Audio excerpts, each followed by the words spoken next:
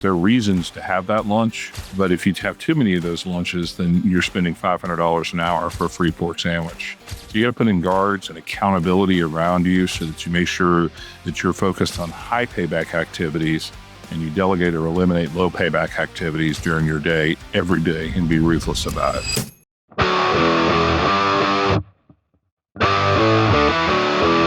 Good day and welcome to the Wealthy Entrepreneur Podcast. I'm your host, Bob Gauvreau. It's a pleasure to have you join me here today.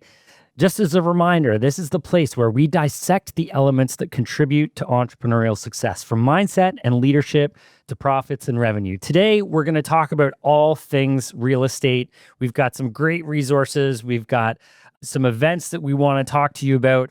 But I'm joined today by a gentleman. His name's Ken Ashley. He's the executive director at Cushman and Wakefield. Cushman and Wakefield is one of the most well-known real estate agencies in the world. Specifically, I've had a lot of experience with our clients, working with them, helping negotiate real estate opportunities with leases, helping people find opportunities to continue to grow their business and to find really incredible space.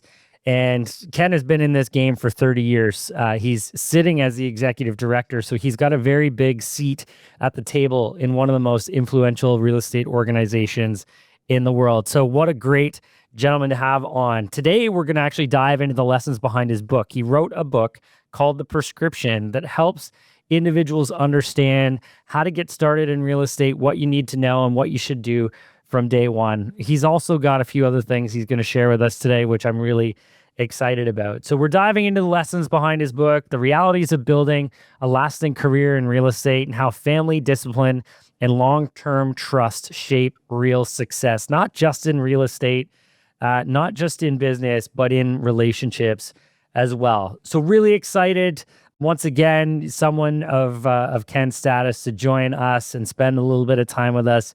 We're very fortunate. So excited to welcome my friend, Ken Ashley, into the show. Ken, thanks for joining us today. And you know what? I'm really excited to hear your story because reading your background, it seems like you've got an extensive experience, including currently being the executive director at Cushman and Wakefield. And for anyone who is interested in real estate, that is definitely a familiar name. So Ken, thanks for joining me today. And listen, I'd love to hear maybe a little bit about your story, how you got started and what brought you into this, I would say, very prestigious role at a very successful organization. Well, you're so kind, Bob. It's an honor to be on your air. I appreciate you including me, and I'm looking forward to our time together, and hopefully we can bring some value add to your listeners. Listen, the story is pretty simple. There's a guy named Brad Smith who is a real estate investor today. He was a tenant rep then. I'll explain what a tenant rep is in a second. I knew Brad personally, and one day I was in an office and I saw him come out of a conference room. And he, Brad's about 6'4". He was wearing a beautiful suit and a great tie, looked the part, drove an unbelievable car. And he had a big smile on his face. And I said, Brad, why are you so happy? He said, man, it's real estate. It is awesome. And as it turns out, he was working on a build-to-suit and he was going to earn a big fee. And that's why he was in a good mood. And I said, well, Brad, can we have breakfast? And that breakfast changed my life because when you're in school or you go to your kid's school, they want to talk about the firefighter or the police officer, which are great professions. No one talks about commercial real estate or being a tenant rep. And so I didn't understand how amazing this profession is until Brad pulled the wool over my eyes, or off my eyes, I should say. Not the other way. And then he helped me, with some firms that I should reach out to. And I called on 13 different firms, and I finally got an offer from Cushman Wakefield, which is the only firm I really wanted to work for. It was a dream come true. And so they offered a draw, which is a loan against future commissions, and I never wanted the debt. And back then, this is 30 years ago. Today, Cushman Wakefield is as good as any in the industry about taking care of young people. But I went home with really no income, but a lot of opportunity. And I talked way too long at dinner about it. And finally, Karen, my wife, said, well, I have some news too. And I thought we were going to talk about the social plans for the weekend. And she said, of course, I'm pregnant. So I went out and got a job the next day, valeting cars, and, would regularly work until 4 a.m. And I tell young people today, I was mortified that someone would see me. I was embarrassed to have the second job. There was no shame in having a second job. when you get started No. in commercial real estate. Do what you need to do. Absolutely. And so 30 years later, it seems like you've moved up through the organization. You've had a bunch of success along the way. You've wrote a book, which I'm going to talk to you about in a few minutes. What were some highlights in the last 30 years along your journey? I think this does come in stages, learning the industry, learning how to do what we do, becoming confident in the industry is a big marker. So, when I first started, I didn't know what to say to executives who were now my age as a young person. And I think another thing is understanding how to deal and overcome rejection, because it's not personal to you, it's personal to, or it's part of the process that we all go through. It still hurts, we're still human beings. I think another interesting thing is, I wake up unemployed every morning. I haven't had a salary in 30 years. It's just the cognition that I wake up with a fire in my belly every morning to drive this business forward. I love this business. And then finally, the idea of serving clients. And one to highlight is if you've been to Atlanta, which is where I sit today, and you look to the east of the Atlanta airport, under 26 right, the busiest runway at the busiest airport in the world, there's one Porsche Drive, which is certainly a career highlight. I represented Porsche in doing a $100 million deal on 56 acres for their headquarters, customer experience center, and training center. So that was a lot of fun. Wow. That's pretty cool. That's pretty cool. And of course, one of the biggest brands in the world, especially in our space, right? Like we're tied in with high performers and entrepreneurs who, they do, a lot of them wake up essentially unemployed every single day and have to make things happen. So we can for sure relate to a beautiful brand like Porsche. How many people are currently working for Cushman Wakefield? Because it's a large organization. Cushman Wakefield is a large organization. It's publicly traded.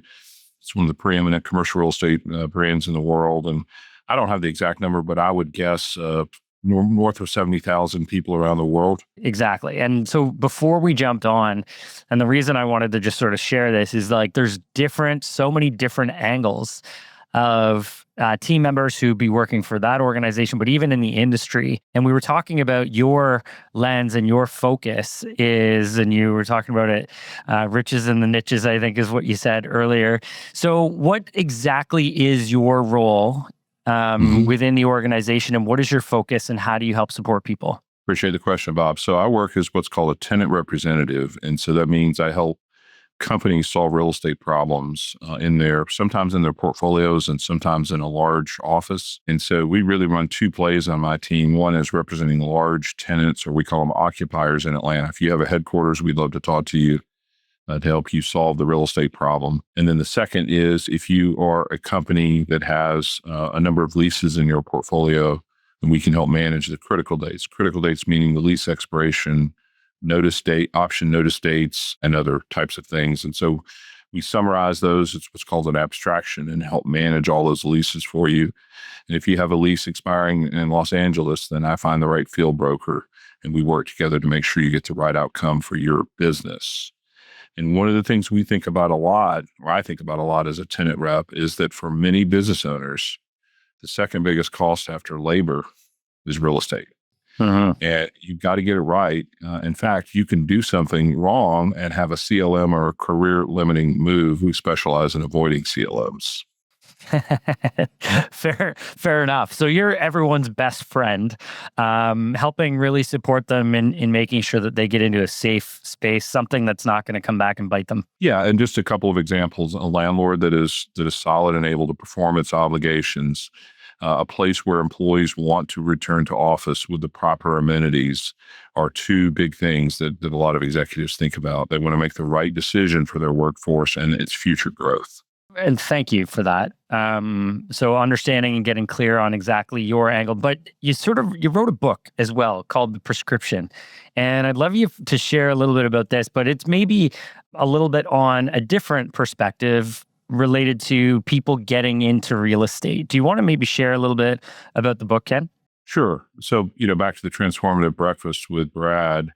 Over the years, I pay what I call civic rent, and that's my attempt to meet with young people in part and help them as they try to get into this industry And of course, it's just paying back, reaching back down the ladder with what Brad helped me do and changing my life. And so some years ago, as I was meeting with a young person, I pulled out a piece of paper. And after I do a diagnostic about what he wanted to do, I wrote down 6 or 8 things he ought to do. And as a joke, I wrote prescription at the top, dated it, and signed it. And he called me a couple months later to say he'd gotten a job. And so I kept doing it. I kept writing prescriptions. And so during COVID, I realized that this is such a great career. Thank God we're out of COVID, but it doesn't matter if you're in COVID or out of COVID. And so I started writing down some things that I had learned in my career. And one thing led to another. I was talking with my wife. She said, you ought to write the book. And so I did 2 years of Saturday mornings and put it all together. And it's been great. It's really helped a lot of people, which is the point. It's not about making money. It's about civic rent. Yeah, and so we wrote a book as well. I say we, but it was me, and which is the title of the podcast, which is The Wealthy Entrepreneur, and same concept, right? When we're trying to reach the most amount of people with the most minimal investment of their time, resources, to be able to share knowledge for them. So I can appreciate the effort that went into it, and I can appreciate the ability to give away knowledge to people to help them get started. Because we were just talking about this before, but really the 3 areas that you focus on in the book is describing commercial real estate, how to get into it, and what they should do from day one. What is your greatest takeaway that you would love for any reader reading the prescription to walk away with? Having a plan is important, and follow-up, the fortune is in the follow-up, both in terms of meeting with people who could be a potential future employer, and then also, of course, in prospecting. I think the second takeaway is to understand from the book why it is so hard to get into a profession where they don't give you a salary. And if you sort of peel that back, and I'm not quoting actual numbers, but just a sort of a guesstimate, in most major brokerages today, with the cost of prop tech, property technology, the desk cost of the physical real estate and the admins and the resources, it probably costs a major brokerage $400,000 a year per person in what's called desk costs. So if you are running a brokerage shop, then you're betting on young people. And it's probably going to take that young person 3 or maybe 4 years to become productive. So you're betting over $1 million that that person that you're bringing in with no salary is, in fact, going to make money for the firm. And that's why it's so hard. And that's why you have to be smarter than the average bear in the interview. We spend a lot of time in the book talking about how to prepare for an interview, how to have the interview, and then importantly, what to do after the interview to stay relevant. No, I love that. And so really, I'm thinking as well, for any of my broker listeners out there as well, make sure that you get a copy of this. We will put the link to the prescription in the show notes here as well. So if you're interested, please grab that. But there was another takeaway that I feel is pretty valuable. And I think it's even more important today than it was 5 years ago. And it's the value of relationships. One of the things that you talked about is that the success in the CRE space is built on relationships, not transactions. What exactly would you focus on in that space with building relationships? Well, it starts with being other aware and other focused. And I have something that we talk about in the team called the 70-30 principle. So let's say, Bob, you and I are going to meet for lunch and you're an executive at a company and maybe you could become a client. Well, I'm going to, just as you have done research on me, which is impressive, thank you. I'm going to do the honor of researching you, and I'm going to have some fence post questions that I'm going to ask you when we sit down. And we're going to start by talking about family, most important, your upbringing, your origin story, and then does success look like for you in your career? So if you can spend 70% of any interaction, but certainly a meal, focused on the other individual, and 30% on yourself, does 2 things. You have to talk about yourself a little bit or they won't remember you, plus it's socially awkward. But there is a high likelihood that someone is going to like you and trust you if you simply will be interested in them. The best way to be interesting is to be interested in someone else. So relationships are fundamental, and building the right relationship will make the difference. The other thing I think about a lot is, what do you call the person that graduates last in medical school? Doctor, right? So what our clients are looking for is the person that graduated, 1 through 10. And so we're trying to Right. demonstrate that everybody has a white coat. Everybody looks the same. Everybody has doctor. Everyone says tenant rep. Everyone has the resume. Who is really the best at the craft? And so one of the reasons that I've, come to podcasts like this, amazing opportunity, is so that people can see how I think, and hopefully they will adjudicate me near the top of the class and not the bottom. Which is great. And you know what? I'm actually going to take that away. I think that's a great line. I call them doctor. You do, because they get through the program, but maybe not the one that you want at the tip of the greatest emergency in your life. But I hear what you're saying. So one other takeaway that I have from the prescription as well is that you write about becoming indispensable to clients. Yeah. What does that actually look like? And how do you do that?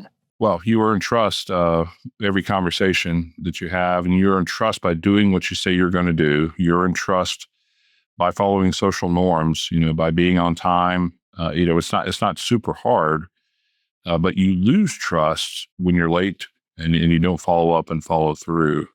And so these tells are important. And being indispensable just means that we're helping people solve the FUD, the fear, uncertainty, and doubt that everyone experiences in life. Fundamentally, what we know, and it's not a bad thing, is we think about ourselves all day long, every person on the planet. And you're trying to get back to comfort. If you're hungry, you're going to eat. If you're cold, you're going to put on a sweater. If you're tired, you're going to go to sleep. And becoming indispensable just means that we're helping people solve their concerns and their problems and their fears. So to get now to commercial real estate, let's say that someone is working on their headquarters and they're trying to choose either a city or a location. We can become indispensable because we can provide data to justify a decision. So it's not just an emotional one. You make emotional decisions in the big, scary business world, you make the wrong one. Mm-hmm. That leads to discomfort.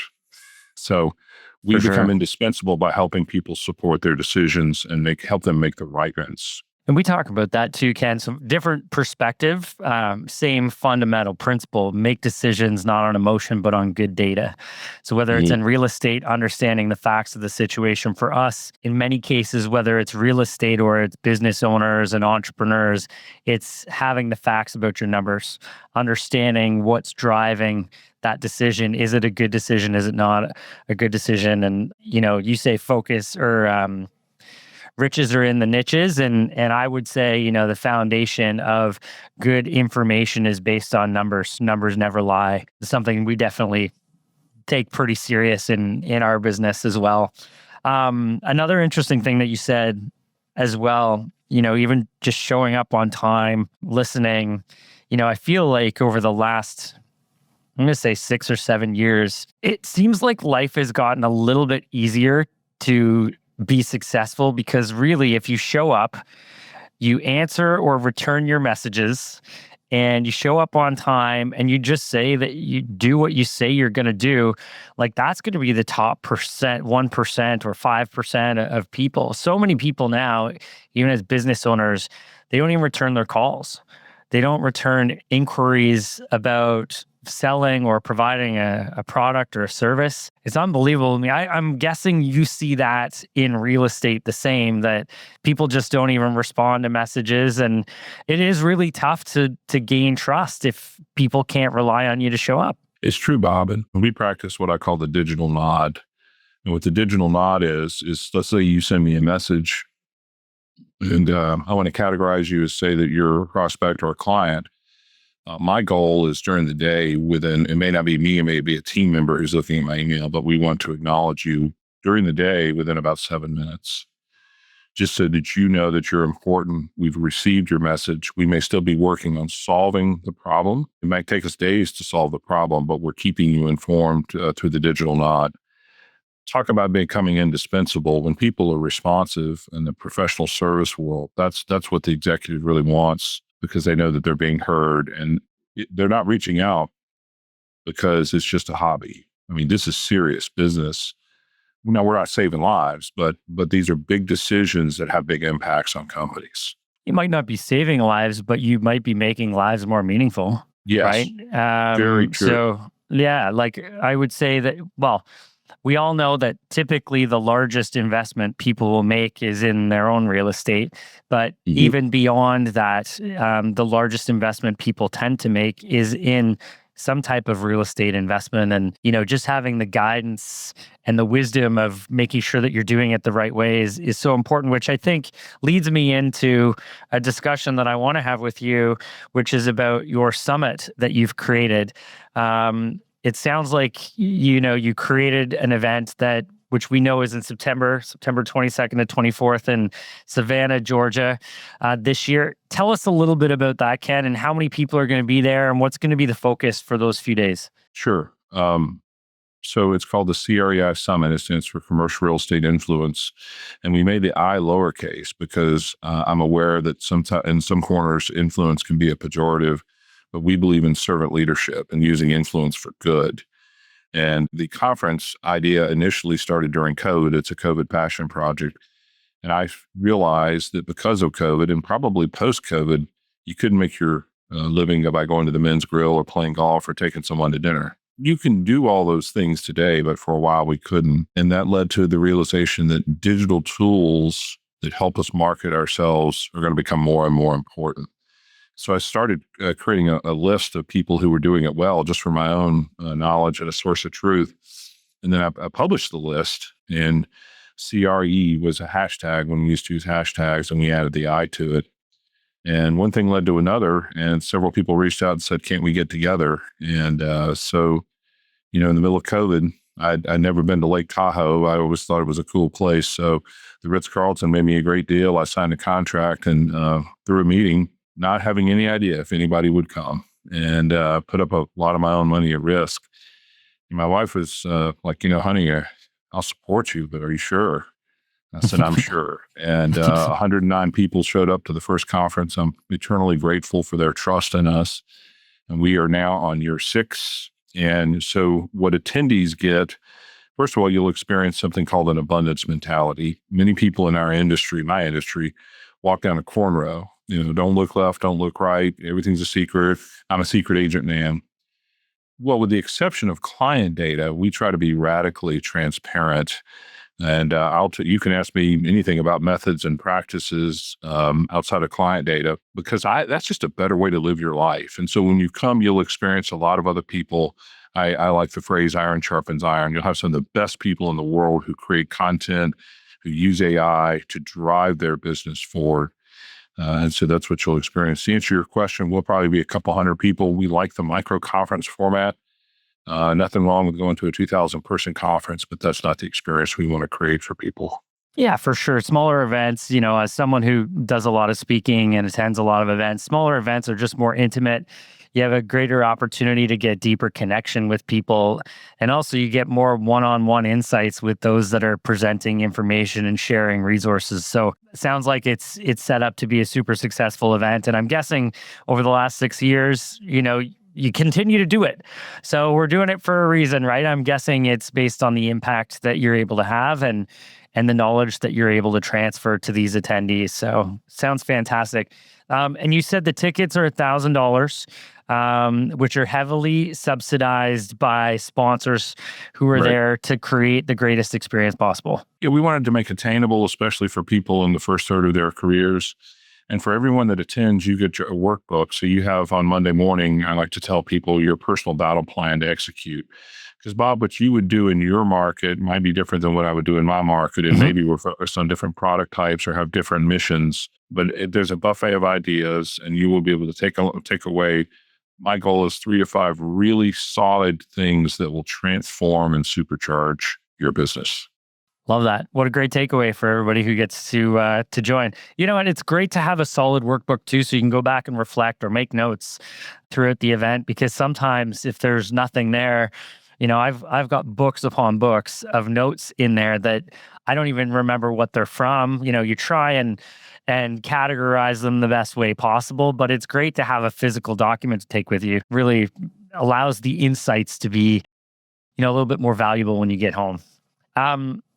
So Ken, you've obviously had a very successful career in the real estate space. I want to ask you this question because I think, I've been in my business for 20 years as well. I think there's a lot that I've learned across the journey, especially like you said, you start out essentially unemployed every day, and you try and build something along the journey.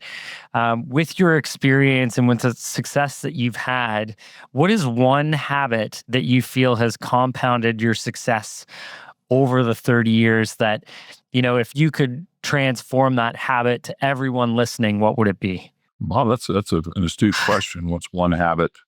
I think I said it earlier, being other aware. I mean, genuinely caring about the other person first, because so many people who are in business development, I find, are self-motivated, and they could come across as the used car salesman that nobody wants to interact with.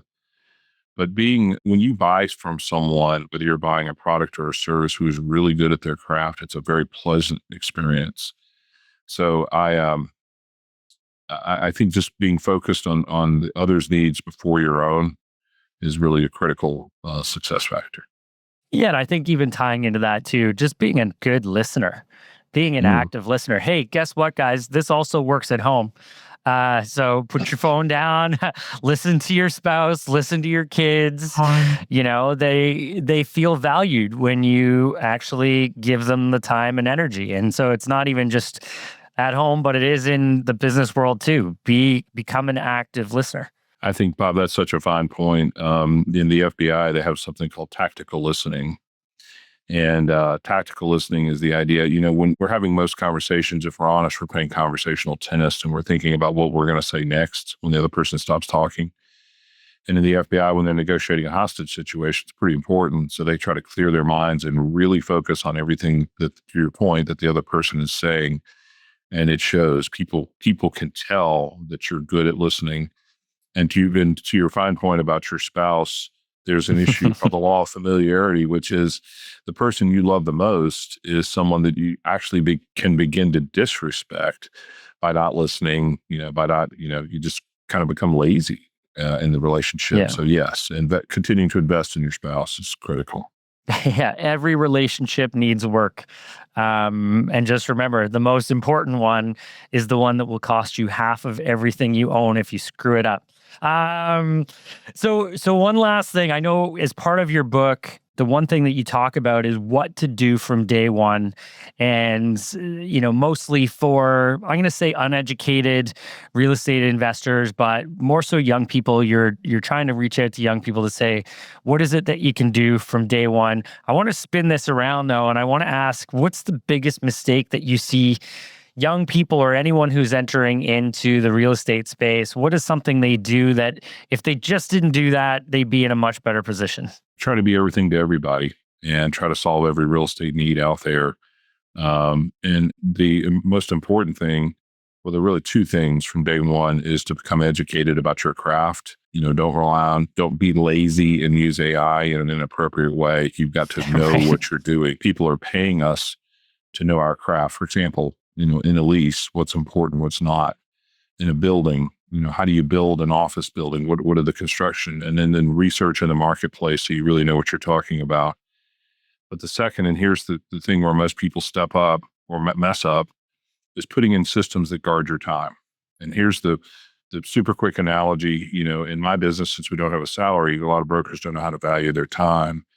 If you have the noble goal of making $1 million a year and you're splitting half of the house, that's $482 an hour. And if someone invites you out for a free pork sandwich, that's great. Maybe they're a landlord trying to build a relationship. There are reasons to have that lunch. But if you have too many of those lunches, then you're spending $500 an hour for a free pork sandwich. So you got to put in guards and accountability around you so that you make sure that you're focused on high payback activities and you delegate or eliminate low payback activities during your day, every day, and be ruthless about it. Ken, I feel like you could write a second book with one-liners and metaphors that would be a bestseller without question. I appreciate it, Bob. Listen, I appreciate the wisdom and the expertise that you've provided today, the insights that you've shared. It's been a real privilege to have you on here. And once again, Ken is the executive director of Cushman and Wakefield. My friend, I appreciate the time. Thank you. It's been an honor to be here, Bob. Now, before I let you go, I just want to remind everybody a few takeaways for me. One, let's get a copy of the prescription. Let's make sure we're getting a copy of that book. It's talking about how to get what real estate is, what commercial real estate is, how to get into it, what to do from day one. What a great introductory opportunity for you to learn from a master, someone who's served 30 years and has a very significant role with one of the most successful, if not the most successful real estate organizations in the world. So really great foundational knowledge there. The CREI I for Influence Summit in Savannah, Georgia, September 22nd to 24th. We're going to put a link in to both the book and to the event. If you're interested in learning about real estate and you feel like you're ready to make your step forward, just know if you're able to attend, you're going to get this fantastic document that's going to give you step-by-step guides on how to be successful, and you'll connect with some of the most influential people in real estate. So Ken, once again, thanks. I appreciate you joining us today. And for everyone, this has been the Wealthy Entrepreneur Podcast. I'm your host, Bob Gauvreau. It's always a pleasure to have you. Make sure you give us a follow, give us a like, drop in any comments, add any questions that you may have. We're happy to get those answered and responses back to you. Also, if you have anyone that you know that you're familiar with who's starting to look at getting involved in real estate, make sure you give this a little share. Grab the link, send it out to them. This will be a really great foundational step forward for them getting into the real estate space. And always want to just thank you guys. We are here to help empower entrepreneurs with the financial confidence they need to make good decisions and to ultimately, as entrepreneurs, make positive change in the world. So once again, thanks for spending your time with us today. Ken, I appreciate you so much. And for everybody, have a great day. Look forward to seeing you next time.